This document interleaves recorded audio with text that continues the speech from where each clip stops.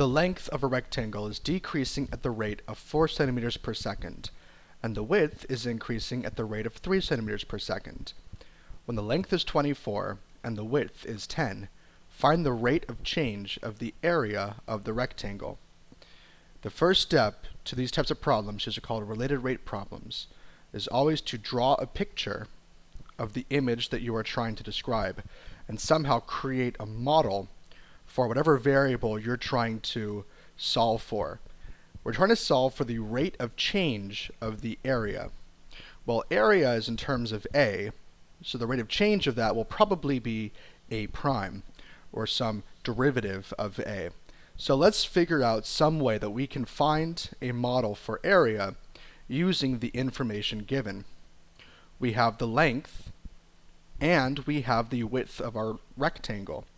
And we know that the area of a rectangle is equal to the length of the rectangle times the width of the rectangle. Now you may have noticed that the rate of change of both the length and the width are in terms of centimeters per second. What this means is that both L and W are functions of time. Time is passing, essentially, as this rectangle changes its size. The length is decreasing, the width is increasing. This is happening over time. Do we know what time equals 0 is? No, we really don't, but it doesn't matter because it turns out we don't have to. What you do have to know is that both the area is a function of time, our length is a function of time, and our width is a function of time. So if you were to find the derivative of L, you're actually solving for dl dt. What this means is you have to use implicit differentiation, but not only that, you also have to use chain rule, because if L is, like, for example, L squared, the derivative of L squared would be 2 times L times the derivative of the function L, which is dl dt. Now this has to be noted before we do anything else in this problem. So we are going to take the derivative with respect to time of this function a of t equals L times W, keeping, of course, in mind that all three of these functions are functions of time. So let's do that right now. You may notice that we have L times W. That means that we have to use product rule. So dA dt is equal to, by product rule, we take the derivative of the first, which is dl dt, times the second, which is W, plus the first, which is L, times the derivative of the second. The derivative of W is dw dt. Now we are solving for dA dt because we want to find the rate of change of the area with respect to time. Well, they gave us all of this information. They gave us the rate of change of the length. That was -4 centimeters per second. So let's plug that in there. They gave us the width. The width at this precise moment is 10 centimeters. They gave us the length.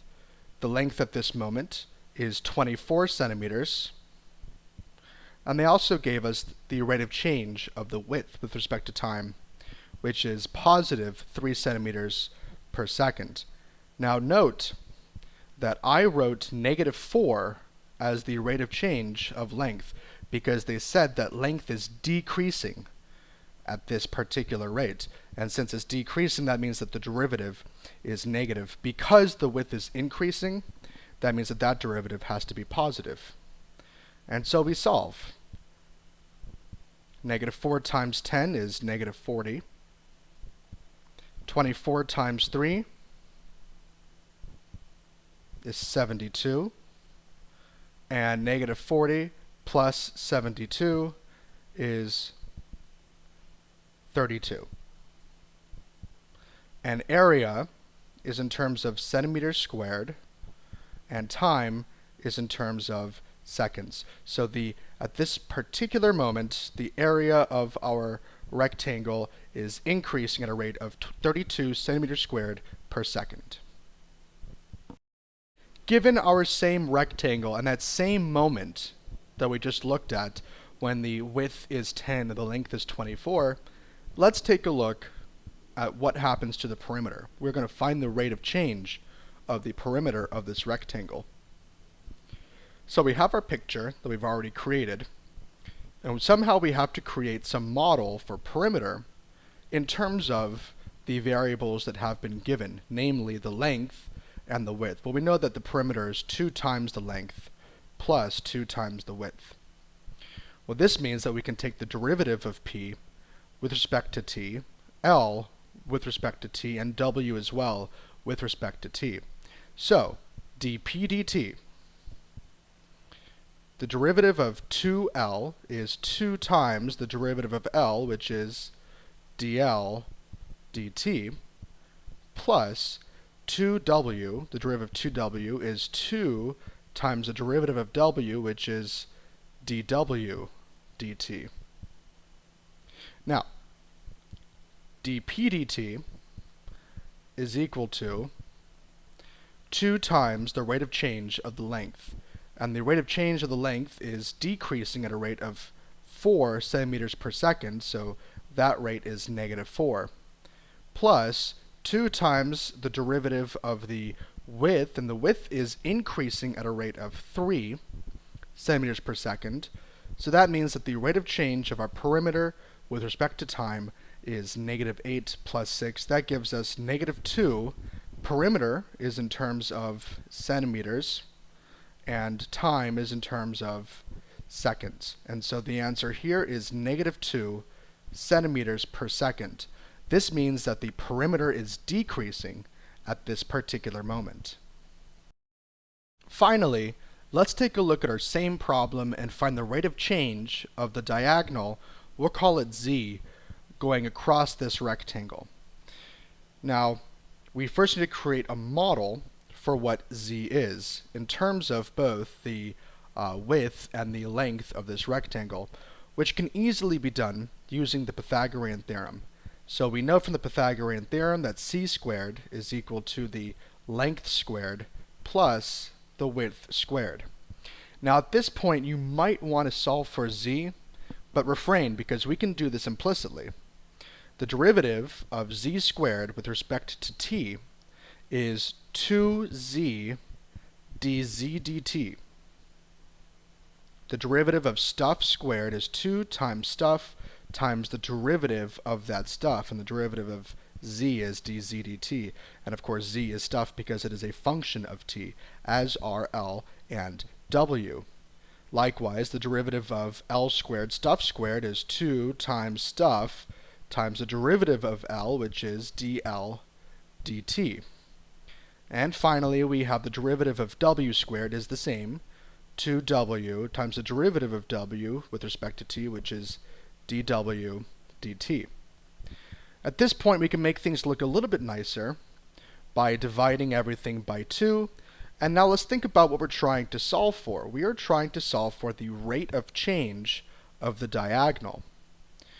That's not z, because z is the diagonal at that particular moment when the length is 24 and the width is 10.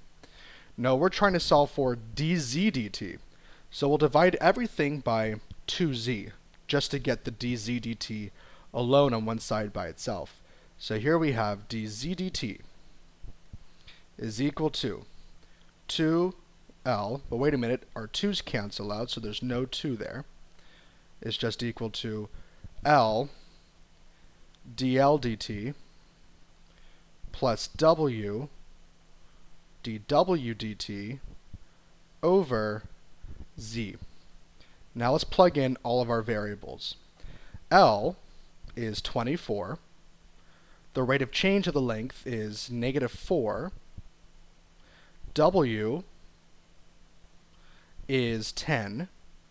And the rate of change of W is 3. And this is all over z. Now, they didn't give us z, however, we can solve for z using the Pythagorean theorem right here. So we know that z squared is equal to 10 squared plus 24 squared. 10 squared plus 24 squared is 676, and to solve for z, we take the square root of that, and we get z is equal to 26. So now we can plug in z into our formula down below, 26.